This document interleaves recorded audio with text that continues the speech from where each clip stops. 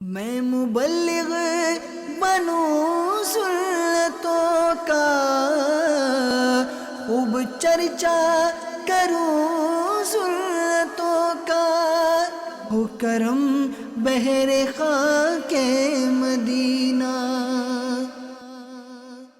الحمدللہ رب العالمین، والصلاة والسلام علی سید الانبیاء والمرسلین، اما بعد فاعوذ باللہ من الشیطان الرجیم، بسم اللہ الرحمن الرحیم۔ الصلاة والسلام علیک یا رسول اللہ وعلی آلک واصحابک یا حبیب اللہ۔ الصلاة والسلام علیک یا نبی اللہ وعلی آلک واصحابک یا نور اللہ۔ خاتم النبیین صلی اللہ تعالی علیہ وآلہ وسلم کا فرمان رحمت نشان ہے، جو مجھ پر درود پڑھتا ہے اس کا درود مجھ تک پہنچ جاتا ہے، میں اس کے لیے استغفار کرتا ہوں اور اس کے علاوہ اس کے لیے 10 نیکیاں لکھی جاتی ہیں۔ صلو علی الحبیب صلی اللہ تعالی علی محمد صلی اللہ علیہ وسلم۔ تو میٹھے میٹھے اسلامی بھائیوں، سنا آپ نے درود پاک کی فضیلت، تو لہذا میں چاہیے کہ ہم جو ہے وہ کثرت سے اللہ تعالیٰ کے پیارے حبیب صلی اللہ تعالیٰ علیہ وآلہ وسلم پر درود پاک کے نذرانے بھیجا کریں، اور ظاہر نصیب بہتر یہی ہے کہ ایک تعداد مقرر کر لی جائے، تاکہ روزانہ اتنی تعداد کے مطابق جو ہمیں درود پاک پڑھنا ہے۔ تو امیر اہل سنت دامت برکاتہم العالیہ نے جو ہمیں اپنا مدنی مقصد دیا ہے کہ مجھے اپنی اور ساری دنیا کے لوگوں کی اصلاح کی کوشش کرنی ہے، تو اپنی اصلاح کے لیے مدنی مقصد کا یہ حصہ کہ مجھے اپنی اصلاح کی کوشش کرنی ہے، تو اس کے لیے جو ہے وہ ہمیں 72 مدنی انعامات کا ایک گلدستہ دیا ہے کہ جن پر عمل کرتے ہوئے ہم جو ہے وہ اپنی زندگی جو ہے وہ نیکیوں بھری گزارے ہیں، عمل کے مطابق اپنی زندگی گزارے۔ یعنی یہ صرف 72 سوالات ہی نہیں کہ جو نیکیوں پر مشتمل ہے، نیک کام پر مشتمل ہے۔ نیک کام تو بہت ہیں، یعنی ایک بندہ ٹریک پہ چڑھ جائے تو ان میں ایک سوال جو ہے وہ روزانہ درود پاک پڑھنے والا بھی ہے۔ تو آپ جب 72 مدنی انعامات پر عمل کریں گے تو انشاءاللہ عز و جل اس بہانے جو ہے وہ روزانہ ایک تعداد کے مطابق جو ہے وہ مقررہ تعداد کے مطابق جو ہے وہ درود پاک بھی پڑھنے کے عادی بن جائیں گے انشاءاللہ عز و جل۔ تو میرے میٹھے میٹھے اسلامی بھائیوں، رسول اللہ صلی اللہ تعالی علیہ وآلہ وسلم کا فرمان ہے، نیت المؤمن خیر من عملہ، یعنی مسلمان کی نیت اس کے عمل سے بہتر ہے۔ اور یہ بھی یاد رہے، ایک مدنی پھول ذہن میں رہے، یہ ایک نقطہ ذہن میں رہے کہ کسی بھی عمل میں، کسی بھی کام میں، کسی بھی فعل میں جتنی نیتیں زیادہ ہوں گی اتنا ثواب بھی زیادہ ہوگا۔ تو نیت کیجئے کہ انشاءاللہ عز و جل نگاہ نیچی کی خوب کان لگا کر توجہ کے ساتھ بیان سنوں گا، ٹیک لگا کر بیٹھنے کے بجائے علم دین کی تعظیم کی خاطر جہاں تک ہو سکا 2 زانوں بیٹھوں گا۔ صلو علی الحبیب، اذکر اللہ اور توبوا الی اللہ وغیرہ سن کر ثواب کمانے اور صدا لگانے والوں کی دل جوئی کے لیے بلند آواز سے جواب دوں گا انشاءاللہ عز و جل۔ صلو علی الحبیب صلی اللہ تعالی علی محمد صلی اللہ علیہ وسلم۔ میٹھے میٹھے اسلامی بھائیوں، اللہ تبارک و تعالی قرآن پاک میں ارشاد فرماتا ہے، یا ایہا الذین آمنوا اتقوا اللہ وقولوا قولا سدیدا یصلح لکم اعمالکم ویغفر لکم ذنوبکم ومن یطع اللہ ورسولہ فقد فاز فوزا عظیما۔ اے ایمان والو اللہ سے ڈرو اور سیدھی بات کہو، تمہارے اعمال تمہارے لیے سنوار دے گا اور تمہارے گناہ بخش دے گا، اور جو اللہ اور اس کے رسول کی فرما برداری کرے اس نے بڑی کامیابی پائی۔ آئیے تفسیر سورۃ الجنان سے اس آیت کے حوالے سے جو وہ تفسیر سنتے ہیں۔ یا ایھا الذین آمنوا اتقوا اللہ، یعنی اے ایمان والو اللہ سے ڈرو۔ اس آیت اور اس کے بعد والی آیت میں ایمان والوں کو تقوی اختیار کرنے، سچی اور حق بات کہنے کا حکم دیتے ہوئے ارشاد فرمایا گیا کہ تم اللہ تعالیٰ کے حقوق اور اس کے بندوں کے حقوق کی رعایت کرنے میں اللہ تعالیٰ سے ڈرتے رہو اور سچی، درست، حق اور انصاف کی بات کہا کرو، اور اپنی زبان اور اپنے کلام کی حفاظت کرو۔ یہ سب بھلائیوں کی اصل ہے۔ اگر ایسا کرو گے تو اللہ تعالیٰ تم پر رحم فرمائے گا، اللہ تعالیٰ تمہارے اعمال تمہارے لیے سنوار دے گا، تمہیں نیکیوں کی توفیق دے گا اور تمہاری طاعتیں قبول فرمائے گا اور تمہارے گناہ بخش دے گا۔ اور جو شخص احکامات پر عمل کرنے اور ممنوعات سے بچنے میں اللہ تعالیٰ اور اس کے رسول صلی اللہ تعالیٰ علیہ وآلہ وسلم کی فرما برداری کرے اس نے دنیا و آخرت میں بڑی کامیابی پائی۔ تو میرے میٹھے میٹھے اسلامی بھائیوں، پتہ چلا کہ اگر ہم نیک بننا چاہتے ہیں، اگر ہم اچھے اعمال کرنا چاہتے ہیں، ہم چاہتے ہیں کہ ہمیں اچھے اعمال کی توفیق ملے، تو ہمیں جو ہے وہ اپنی زبان اور کلام کی حفاظت رکھنی ہوگی۔ ہمیں جو ہے وہ اس زبان سے سچی بات کرنی ہے، ہمیں اس زبان سے درست بات کرنی ہے، ہمیں اس زبان سے حق بات کرنی ہے، ہمیں اس زبان سے انصاف والی بات کرنی ہے۔ اللہ تعالی ہمیں اپنی زبان کی حفاظت کرنے کی توفیق و سعادت عطا فرمائے۔ تو انشاءاللہ عز و جل آج میرے بیان کا موضوع ہے سچ بولنا اور جھوٹ سے بچنا، کیونکہ ہمارا جو مدنی ماحول ہے دعوت اسلامی کا، اس میں ایک ہمارا نعرہ یہ بھی ہے نا کہ ہم جو ہے وہ جھوٹ سے بچیں گے۔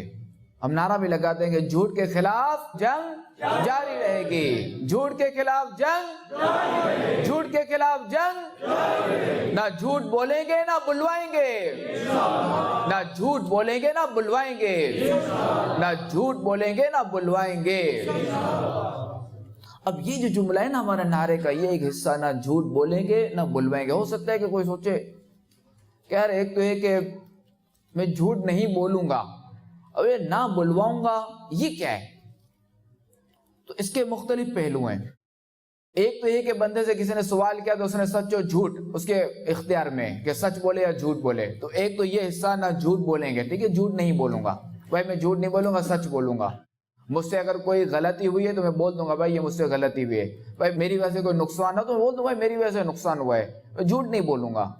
اب یہ کہ جھوٹ بلوائیں گے بھی نہیں، یہ کیا چیز ہے؟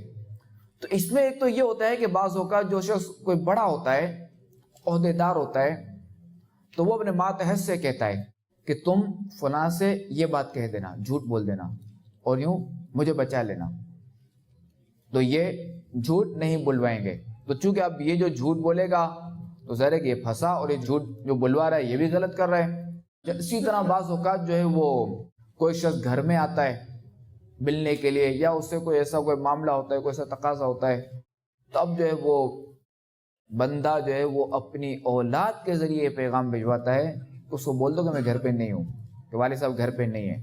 تو یہ تو دیکھو کتنی خطرناک بات ہے کہ ایک باپ جو ہے وہ اپنی اولاد کی ابھی سے تربیت کر رہا ہے جھوٹ بولنے کی۔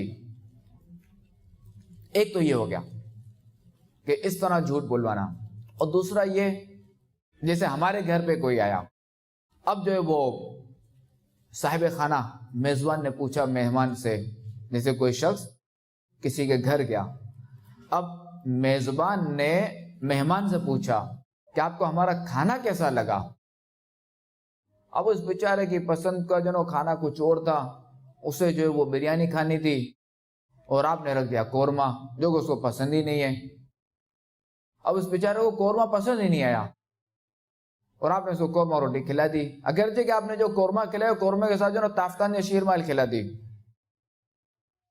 اب یہ مروتن، یہ بعض کو بندہ ہوتا ہے جھوٹ بول دیتا مروتن، نہیں آپ کا کھانا بہت اچھا لگا، بہت زبردست تھا۔ تو ایک یہ بھی کہ ہمیں کوئی ایسا کسی سے سوال نہیں کرنا کہ آپ ہمارے گھر میں آپ کا آرام ملا، ہمارا گھر آپ کو کیسا لگا، آپ کو کوئی تکلیف تو نہیں ہوئی، آپ کو ہمارا کھانا اچھا لگا۔ تو اس طرح کی جو نا وہ کوئی بات نہیں کرنی چاہیے کہ جس سے جو سامنے والا جو نا وہ جھوٹ بولے۔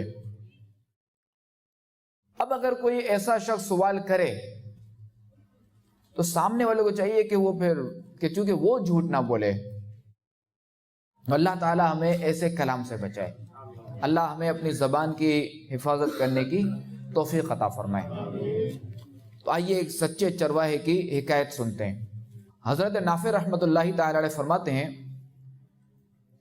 کہ حضرت عبداللہ بن عمر رضی اللہ تعالی عنہما اپنے کچھ ساتھیوں کے ساتھ سفر پر تھے کہ راستے میں ایک جگہ ٹھہرے اور کھانے کے لیے دسترخوان بچھایا۔ اتنے میں ایک چرواہا وہاں آ گیا، چرواہا جو بکریاں چراتا ہے تو وہ چرواہا وہاں آ گیا۔ تو آپ رضی اللہ تعالیٰ عنہ نے حضرت عبداللہ بن عمر رضی اللہ تعالیٰ عنہ نے فرمایا اسے کہ آئیے آپ بھی دسترخوان سے کچھ لے لیجئے۔ تو اس نے عرض کی کہ میرا روزہ ہے۔ حضرت عبداللہ رضی اللہ تعالیٰ عنہ نے فرمایا کہ کیا تم اس سخت گرمی کے دن نفلی روزہ رکھے ہوئے ہو جبکہ تم جو ہے وہ ان پہاڑوں میں جو بکریاں چرا رہے ہو؟ تو اس نے کہا اللہ کی قسم میں یہ اس لیے کر رہا ہوں کہ زندگی کے گزرے ہوئے دنوں کی تلافی یعنی بدلہ ادا کر لوں۔ حضرت عبداللہ رضی اللہ تعالیٰ عنہ نے اس کی پرہیزگاری کا امتحان لینے کے ارادے سے فرمایا کیا تم اپنی بکریوں میں سے ایک بکری ہمیں بیچو گے اور اس کی قیمت اور گوشت بھی ہم تمہیں دیں گے تاکہ تم اس سے روزہ افطار کر سکو؟ تو اس نے جواب دیا اس چرواہے نے کہ یہ بکریاں میری نہیں ہیں، میں ان کا مالک نہیں ہوں، کہ ان کا مالک تو کوئی اور ہے، مجھے اختیار نہیں کہ میں کیسے بیچوں۔ تو حضرت عبداللہ رضی اللہ تعالیٰ عنہ جو کہ صحابی رسول تھے تو انہوں نے اسے آزمانے کے لیے، اس کا امتحان لینے کے لیے فرمایا کہ مالک سے کہہ دینا کہ بکری جو بھیڑیا کھا گیا۔ تو اس چرواہے نے کہا، جو یہ غلام تھا، اس نے کہا تو پھر اللہ پاک کہاں ہے؟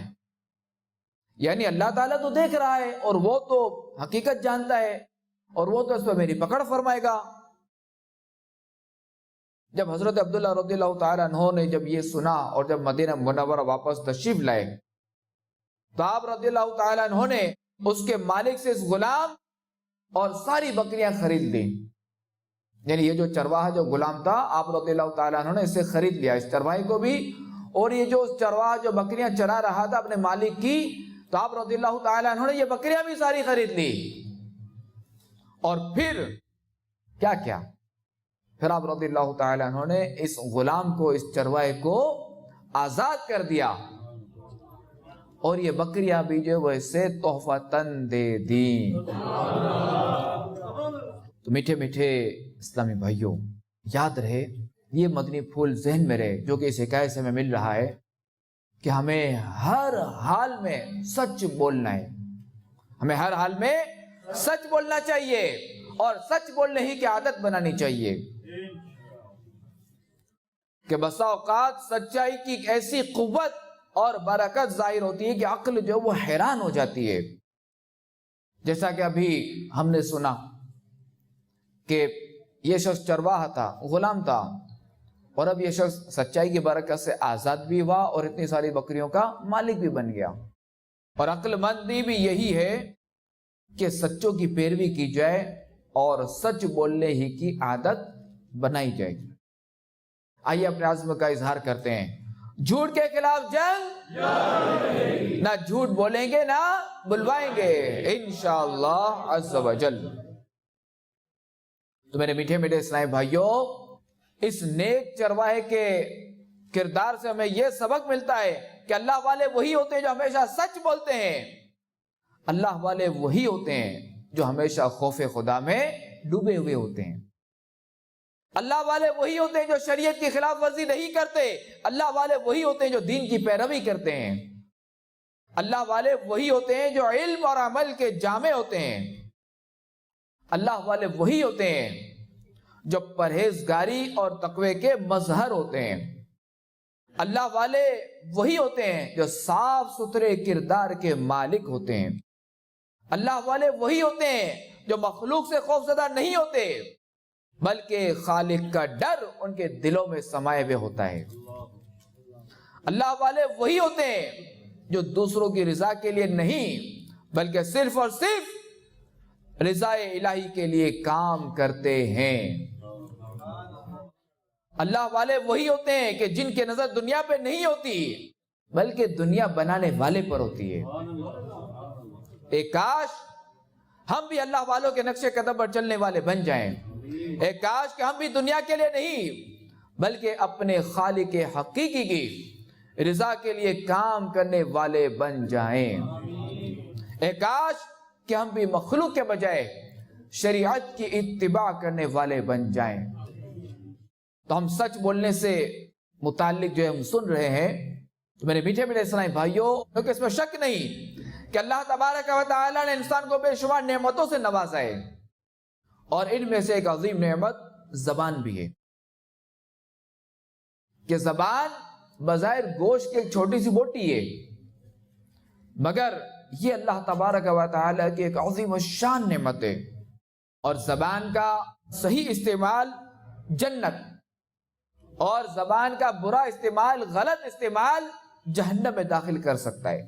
اگر کوئی اپنی زبان کا صحیح استعمال کرتے ہوئے سچے دل سے کلمہ طیبہ پڑھ لے تو اس کے لیے جنت واجب ہو جاتی ہے، جیسا کہ رسول اللہ صلی اللہ تعالی علیہ وآلہ وسلم کا فرمان ہے، من قال لا الہ الا اللہ دخل الجنہ ووجبت لہ الجنہ،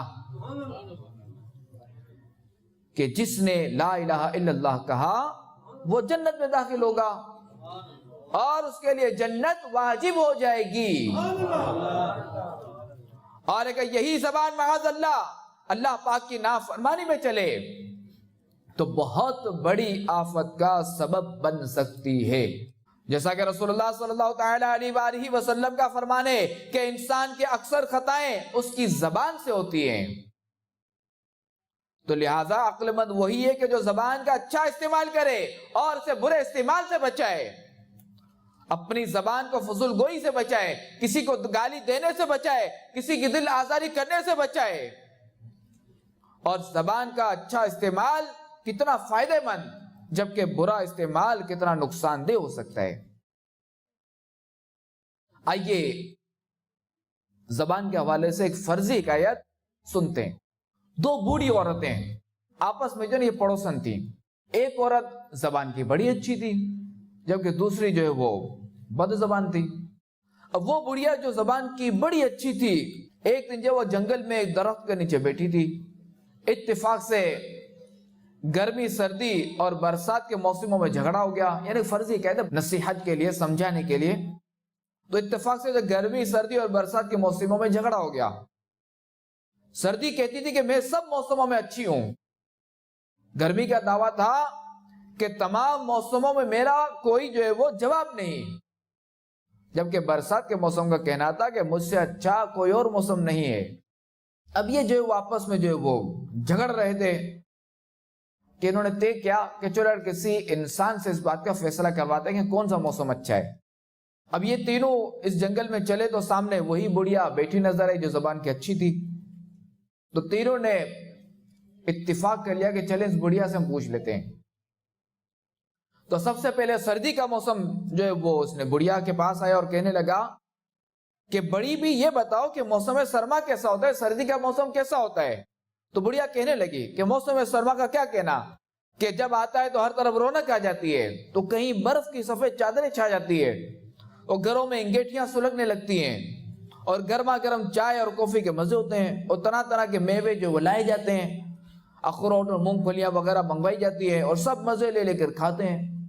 الغرض سردی کے کیا کہنے ہیں؟ اب یہ سردی کا موسم یہ سن کر بڑا خوش ہوا اور اس نے اس بڑی بی کو انعام میں جو نا 1000 جو وہ اشرفیاں دے دی۔ اب اس کے بعد جب وہ موسم گرما آیا اور کہنے لگا کہ یہ بتائیے کہ گرمی کا موسم کیسا ہوتا ہے۔ یہ بڑھیا کہنے لگی بیٹا گرمی کی کیا شان ہے کہ جب یہ آتی ہے تو گھروں میں پنکھے جھولتے ہیں، برف کی کلفیاں کھائی جاتی ہیں، ٹھنڈے دودھ اور شربتوں سے مہمان نوازی کی جاتی ہے، فصلیں پکنے لگتی ہے، لوگ جو ہے وہ شام میں جو ہے ٹھنڈے پانی سے غسل کرتے ہیں اور صحن میں چھڑکاؤ کیا جاتا ہے۔ الغرض گرمی کا کیا کہنا۔ گرمی بھی اپنی تعریفیں سن کر بڑی خوش ہوئی اور 1000 اشرفیہ اس نے بھی دے ڈالی۔ اب جو ہے وہ برسات کا موسم آ گیا۔ اس نے کہا بڑی بھی یہ بتائیے کہ برسات کا موسم کیسا ہوتا ہے۔ تو بڑھیا کہنے لگی کہ موسم برسات کا تو کیا کہنے کہ یہ نہ ہو تو لوگ جئیں گے کیسے۔ ارے می برستا ہے تو گویا رحمت الہی چماچم برستی ہے، زمین کی پیاس بجھتی ہے، درخت اور عمارتیں غسل کر کے صاف ہو جاتی ہیں، چمک جاتی ہیں، اور ندیاں اور نالے بھر جاتے ہیں اور سب ان سے فائدہ اٹھاتے ہیں۔ الغرض برسات کا کیا کہنا۔ برسات کا موسم بھی اپنی تعریفیں سن کو جو نا یہ بیچارہ اس سے بھی رہا نہ کہ اس نے بھی 1000 اشرفی اس نے اس بڑھیا کو دے دی۔ اب یہ جو بڑھیا جو ہے وہ 3000 اشرفیہ لے کے جو نا یہ اپنے گھر پہنچی۔ اب اس بڑھیا کے مال کی وجہ سے جو ہے وہ اس کے گھر میں باہر آ گئی اور پڑوسن بڑھیا جو نا یہ سارا یہ چہل پہل دیکھ کر یہ رونق دیکھ کر جو نا یہ پوچھتی ہے کہ یہ روپیہ کہاں سے لائے ہو۔ تو اس بڑھیا نے کہا کہ سردی گرمی اور برسات ان تینوں موسم نے مجھے دیے ہیں۔ اب یہ پڑوسن بڑھیا جو کہ زبان کی بری تھی، بد زبان تھی، یہ ویسے جو وہ گھر میں جو نا وہ لڑ جھگڑ کے جنگل میں چلی گئی اور یہ بھی اسی طرح جو نا کسی درخت کے نیچے جا بیٹھی۔ اتفاق سے گرمی سردی اور برسات یہ موسم جو نا آپس میں پھر ملے۔ سردی کہنے لگی بڑھیا نے جو نا اس بڑھیا نے سب کو اچھا کہا اور گرمی نے کہا کہ بھائی وہ بڑھیا بڑی چالاک تھی، اس نے یہ نہیں بتایا کہ کون سا موسم اچھا ہے، اور سب کی تعریفیں کر کے مفت میں 3000 اشرفیہ اس نے مار لی۔ الغرض پھر طے ہوا کہ کسی سے فیصلہ کرواتے ہیں، دوبارہ فیصلہ کرواتے ہیں۔ دیکھا تو ایک اور بڑھیا یہ بیٹی بھی ملی۔ اب جب اس سے جو وہ فیصلہ کروانے کے لیے جو نا پہلے یہ سردی کا موسم آگے بڑھا اور اس نے اپنے بارے میں پوچھا۔ تو یہ بڑھیا جو بد زبان تھی یہ جھٹ سے بولی کہ سردی آتی ہے تو سخت پریشانی ہوتی ہے، کسی کو فالج ہوتا ہے تو کسی کو لقوے میں مبتلا کر دیتی ہے، نزلہ اور زکام جو ہے یہ عام ہو جاتا ہے، دانت جو ہے بجنے لگتے ہیں، ارے وضو کرنا دشوار ہو جاتا ہے، اور لحاف تھوڑا سا کھلتا ہے تو فوراً ٹھنڈی ہوا گھس آتی ہے اور بچھونے جو ہے برف ہو جاتے ہیں، اور حد تو یہ ہے کہ آگ کی گرمی بھی جو ہے یہ بھی کم پڑ جاتی ہے، یہ بھی مدھم پڑ جاتی ہے۔ اب موسم سرما نے جب اپنی برائیاں سنی تو یہ بڑا غصے میں آ گیا اور اس نے جو اس بڑھیا کو لقوے کا تحفہ دے دیا کہ جا موج کر۔ اب گرمی آتی ہے تو گرمی کہتی ہے بڑھیا یہ بتائیے گرمی کا موسم کیسا ہوتا ہے۔ تو بڑھیا جو نا جل بن کر کہتی ہے ارے گرمی کا کیا کہنا، آتی ہے تو لو چلنے لگتی ہے، یہی شور اٹھتا ہے کہ اس کو لو لگی، اس کو لو لگی، کسی کو ہیضہ ہو جاتا ہے تو کوئی دھوپ میں جھلس جاتا ہے، پانی پیتے پیتے تھک جائیں مگر گرمی کہیں نہ جائے۔ اب گرمی بھی ناراض ہو جاتی ہے اور اسے ایسی پھونک مارتی ہے کہ بڑھیا کو لو لگ جاتی ہے۔ دیکھیں یہ فرضی حکایت ہے ایک سمجھانے کے لیے۔ اب برسات کا موسم آتا ہے، برسات کا موسم بڑھیا سے پوچھتا ہے کہ یہ بتائیے اماں کہ بارش کا موسم کیسا ہوتا ہے۔ تو بڑھیا کہتی ہے کہ برسات سے تو خدا بچائے، بجلی چمکتی ہے، بادل گرجتے تو کلیجہ دہل جاتا ہے، بارش کا شور سن کر غارت کیا جاتا ہے، پاؤں باہر رکھو تو کپڑے سمیت بھیگ جاتے ہیں، ہر طرف کیچڑ ہی کیچڑ ہو جاتا ہے، اور رات میں مچھر ستاتے ہیں، مینڈکوں کا شور سونے نہیں دیتا، یوں نہ رات کو سکون ملتا ہے نہ دن میں سکون ملتا ہے۔ اب برسات کا موسم یہ بھی جو ہے وہ اپنی برائیاں سن کر اس کی نگاہ جو نا بجلی بن کر بڑھیا کے پاؤں پر گر جاتی ہے اور بڑھیا جو نا سنا لنگڑی ہو جاتی ہے۔ اب ایک تو یہ کہ اس کی بدزبانی کی وجہ سے مثال دی جاتی ہے، بدزبانی کی وجہ سے لکوا ہو گیا، لو لگ گئی اور اس بجلی جو ہے وہ اس پہ گر پڑی۔ میرے میٹھے میرے اسلام بھائیوں، اس فرضی حکایت سے یہ معلوم ہوا کہ ایک بڑھیا زبان کے اچھے استعمال پر کئی فائدے کماتی ہے، جبکہ دوسری بڑھیا زبان کے غلط استعمال کی وجہ سے بیٹھے بٹھائے نقصان میں مبتلا ہو جاتی ہے۔ تو معلوم ہوا کہ زبان کا اچھا استعمال کئی فوائد کا حقدار بنا دیتا ہے، جبکہ زبان کا برا استعمال کئی فوائد سے محروم بھی کر دیتا ہے اور کئی نقصانات سے دوچار بھی کر دیتا ہے۔ تو لہذا زبان کے اچھے استعمال کی عادت بنانی چاہیے، اور یہ بھی یاد رہے کہ زبان کے اچھے اور صحیح استعمال کی ایک صورت سچ بولنا ہے، جبکہ اسی زبان کے غلط استعمال کی ایک صورت جھوٹ بولنا ہے۔ اور سچ کی بے شمار برکتیں ہیں، جبکہ ہمیشہ سچ بولنے والا آدمی دنیا میں قدر کی نگاہ سے دیکھا جاتا ہے، جبکہ جھوٹ کی کئی خرابیاں ہیں، اور ان میں سے ایک خرابی یہ بھی ہے کہ جھوٹا شخص دنیا میں بھی ذلیل و خوار ہوتا رہتا ہے، اور لوگ اس پر اعتماد بھی نہیں کرتے اور اسے نفرت کی نگاہ سے دیکھتے ہیں، اس کو بھروسہ نہیں کرتا کہ یار یہ بندہ جھوٹ بول دے گا، اس کی بات پہ بھروسہ نہیں کرنا، یہ مروا دے گا۔ تو میرے میٹھے میٹھے اسلام بھائیو، اسی لیے جھوٹ سے بچیے کہ ہماری شریعت بھی ہمیں اس سے منع کرتی ہے کہ جھوٹ بولنا حرام ہے، گناہ ہے، ناجائز ہے۔ جھوٹ کے خلاف جنگ، نہ جھوٹ بولیں گے نہ بلوائیں گے۔ اب سچ اور جھوٹ کی تعریف کیا ہے؟ حقیقت کے مطابق قول اور فعل کا ہونا سچ ہے، جبکہ واقع کے خلاف قول اور فعل کا اظہار جھوٹ ہے۔ اب جیسے کوئی واقعہ ہوا، یعنی خلاف واقع بات کرنا، یعنی ایک واقعہ ہوا نہیں اور اس کے برخلاف بیان دینا۔ جیسے ایک شخص ہے، وہ ناشتہ کر کے آ گیا، اب یہ کسی کے گھر گیا اور کسی نے اس سے پوچھا کہ آپ نے ناشتہ کر لیا ہے؟ تو اس نے کہا نہیں۔ اب جب اس نے نہیں کہا تو حقیقت میں کیا واقع ہوا کہ وہ ناشتہ کر چکا تھا۔ اب اس نے خلاف واقع بات کی کہ جو چیز واقع، یعنی اس نے جو ہے وہ حقیقت کے خلاف بات کی، یعنی اس نے ناشتہ کر چکا تھا اور اس نے کہا میں نے ناشتہ نہیں کیا، تو یہ ہوا جھوٹ۔ اچھا، وہ ناشتہ کر کے آیا اور سامنے والے نے پوچھا کہ آپ نے کیا ناشتہ کر لیا ہے؟ تو اس نے کہا جی ہاں میں نے ناشتہ کر لیا ہے، تو یہ ہوا سچ، کہ چونکہ حقیقت میں کیا واقع ہوا تھا کہ وہ ناشتہ کر چکا تھا۔ جب وہ ناشتہ کر چکا تھا اس نے بول دیا میں نے ناشتہ کر لیا ہے، تو یہ ہوا واقع کے مطابق بیان دینا یہ سچ ہے، اور واقع کے خلاف بیان دینا یہ جھوٹ ہے۔ واقع کے مطابق بات کرنا یہ سچ ہے، اور واقع کے خلاف بات کرنا یہ جھوٹ ہے۔ تو ہمیشہ جنوں سچ بولنے کی عادت بنانی چاہیے، اور سچ بولنے کے لیے ضروری ہے کہ ہمیشہ جھوٹ سے بچا جائے۔ اور بظاہر بعض اوقات جو بندہ یہ سمجھتا ہے کہ ایک بار اگر میں جھوٹ بول لوں گا تو اس سے کچھ نہیں ہوگا، مگر یاد رکھیے کہ ایک بار کا جھوٹ بولنا، یہی جھوٹ سچ کی تمام بنیادوں کو کھوکھلا کر دیتا ہے۔ اگر بندہ ہمیشہ سچ بولتا رہے، کبھی بھی جھوٹ کے دھبوں سے دامن داغدار نہ کرے، تو سچ کی بڑی بڑی برکتیں ظاہر ہوتی ہیں۔ حضرت مالک بن دینار رحمۃ اللہ تعالی علیہ فرماتے ہیں کہ جس طرح کھجور کے پودے کی ابتدا ایک ٹہنی سے ہوتی ہے، اس وقت وہ ٹہنی اتنی کمزور ہوتی ہے کہ اگر بچہ اسے اکھیڑے یا بکری کھا لے تو اس کی جڑ ہی ختم ہو جاتی ہے۔ پھر اسی ٹہنی کو مسلسل پانی دیا جاتا ہے کہ جس سے وہ نشو و نما پاتی رہتی ہے، حتیٰ کہ اس کی ایک مضبوط جڑ تیار ہو جاتی ہے۔ پھر وہی ٹہنی جو پہلے بہت کمزور تھی اب سایہ بھی دیتی ہے، پھل بھی دیتی ہے۔ اسی طرح سچائی بھی ابتداءً یعنی شروع میں دل میں کمزور ہوتی ہے، بندہ اس کی حفاظت اور دیکھ بھال کرتا رہتا ہے، جھوٹ سے بچتا رہتا ہے اور سچ کے پودے کو پروان چڑھاتا رہتا ہے۔ اس کی حفاظت کے سبب اللہ تعالیٰ سچائی کو مضبوطی عطا فرماتا ہے، سچ بولنے والے پر اپنی برکات نازل فرماتا ہے۔ پھر یہ سچ بولنے اور سچائی کی حفاظت کرنے کی وجہ سے بندہ اس مقام پر پہنچ جاتا ہے کہ اس کا کلام خطا کاروں اور گناہوں کے بیماروں کے لیے دوا کا کام دینے لگتا ہے۔ اور یہ بات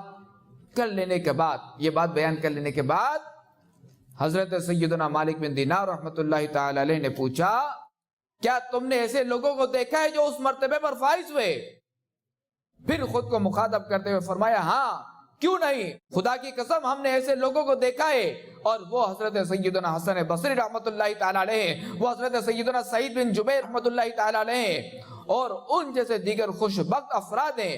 یہ وہ لوگ ہیں کہ ان میں سے ایک شخص کے کلام سے اللہ پاک ہزاروں لوگوں کو زندگی بخشتا ہے،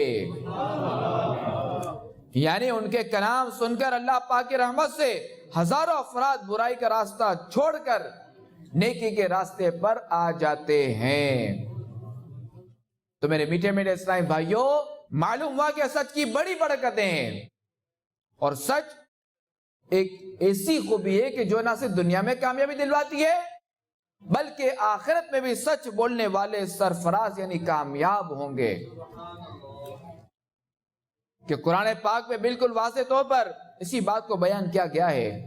چنانچہ پارہ 7 سورہ مائدہ کی آیت نمبر 119 میں ارشاد ہوتا ہے ھذا یوم ینفع الصادقین صدقہم لہم جنات تجری من تحتها الانہار خالدین فیہا ابدا رضی اللہ عنہم ورضوا عنہ ذالک فوز العظیم۔ یہ ہے وہ دن جس میں سچوں کو ان کا سچ کام آئے گا، ان کے لیے باغ ہیں جن کے نیچے نہریں رواں، ہمیشہ ہمیشہ ان میں رہیں گے، اللہ ان سے راضی اور وہ اللہ سے راضی، یہ ہے بڑی کامیابی۔ مفسر قرآن حضرت علامہ اسماعیل حقی رحمت اللہ تعالی علیہ نے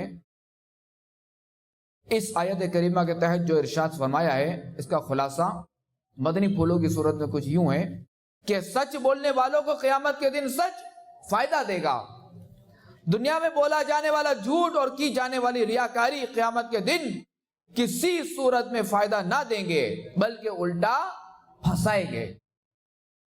عقل مند انسان کو سچائی کے راستے پر چلنے کی کوشش کرنی چاہیے، سچائی اختیار کرنا بندے کو نیک اعمال کی طرف راغب کرتا ہے۔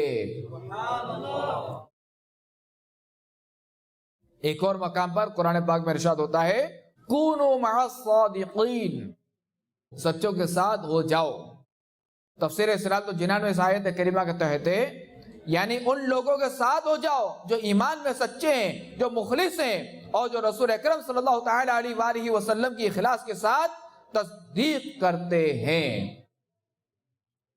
میرے میٹھے میٹھے اسلامی بھائیوں، اس آیت کریمہ اور اس کی تفسیر سے معلوم ہوا کہ ان کے ساتھ رہا جائے جو نیک ہوں، ان کی صحبت اختیار کی جائے جو پرہیزگار ہوں، ان کے ساتھ تعلق رکھنا چاہیے جو سچ بولنے والے ہوں، ان کی ہمراہی اختیار کرنی چاہیے جو جھوٹ سے بچنے والے ہوں، ان کو دوست بنانا چاہیے جو شریعت پر عمل کرنے والے ہوں، ان کو دوست بنانا چاہیے جو نماز روزے کے پابند ہوں، ان کے ساتھ رہنا چاہیے جو اللہ پاک سے ڈرنے والے ہوں، ان کی صحبت اختیار کرنی چاہیے جو عشق رسول کے پیکر ہوں، ان کے ساتھ رہنا چاہیے جو صحابہ و اہل بیت اور اولیاء کرام کی محبت سے سرشار ہوں، ان کی صحبت اختیار کرنی چاہیے جو فکر آخرت سے بے قرار ہوں، ان کی صحبت اختیار کرنی چاہیے جو موت، قبر، میدان حشر اور خوف جہنم سے اشک بار رہتے ہوں، ان کے ساتھ رہنا چاہیے جو سنت اور شریعت کے سانچے میں ڈھل چکے ہوں۔